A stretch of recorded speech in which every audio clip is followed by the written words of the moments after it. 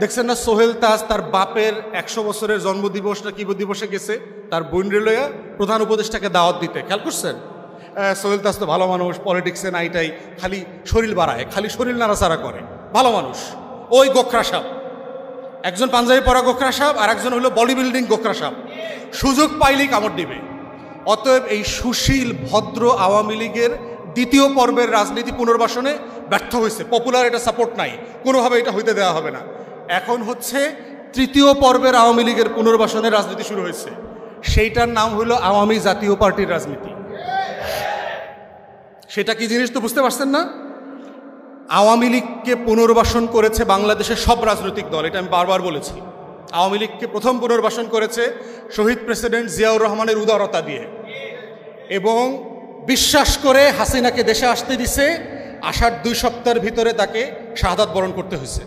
আওয়ামী লীগ হলো সেই গোখরা সাপের নাম, ওরে বিশ্বাস করা যাবে না। আওয়ামী লীগকে প্রথম সংসদে কে নিচ্ছে? 86 সালের নির্বাচনের মধ্য দিয়ে জাতীয় পার্টি নিচ্ছে। তৃতীয়বার আওয়ামী লীগকে পুনর্বাসন করছে জামাত, বিএনপি বিরোধী আন্দোলন করে 90-র দশকে, তাকে ক্ষমতায় নেয়ার ব্যবস্থা করছে 21 বছর পরে। চতুর্থবার আওয়ামী লীগকে পুনর্বাসন করছে 111-এর সরকার, দিল্লি, প্রণব মুখার্জি, বাংলাদেশের বুদ্ধিজীবী বুদ্ধিবেশ্যারা যারা আছে, এই দেশকে যারা কলম দিয়ে লিখে ভুয়া অর্থনীতির থিওরি দিয়ে দিয়ে দেশ বেচার রাজনীতি করে, তারা মিলে করেছে। আওয়ামী লীগকে যারা যারা বিশ্বাস করে পুনর্বাসনের রাজনীতি করেছে, তারা সবাই এই দেশে অভিশপ্তের শিকার হয়েছে, সবাই হয়েছে, সবাইকে মূল্য দিতে হয়েছে বাংলাদেশে।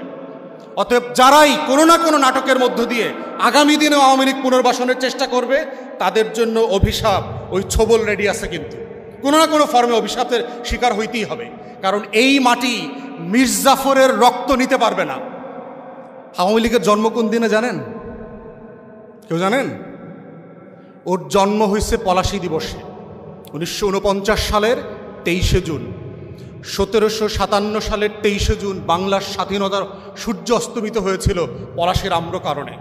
অতএব আওয়ামী লীগের রক্তধারার নাম হচ্ছে মির্জাফরের রক্তধারার নাম। ঘসিটি বেগম, রায়দুল্লভ, অমিচাঁদ আর এই জগৎ শেঠদের রক্তধারা, লেন্দুক দর্জির রক্তধারার নাম হচ্ছে আওয়ামী রক্তধারার নাম। এই রক্তধারার ভিতরে শুধু অভিশাপ আছে। এই রাষ্ট্রের একমাত্র নিরাপত্তা হুমকি গত 70 বছর ধরে যারা বাংলাদেশের স্বাধীনতা সার্বভৌমত্বে প্রতিদিন প্রতি রাতে দিল্লির কাছে বিক্রি করে দিচ্ছে, সেই রক্তধারার নাম হচ্ছে আওয়ামী লীগ। অতএব সেই ধারাকে কোনোভাবে কোনো নামে ব্যানারে পুনর্বাসনের রাজনীতির বয়ান যারা তৈরি করছে, তারা আসলে দিল্লির আধিপত্যবাদকে ফিরায় নিয়ে আসছে।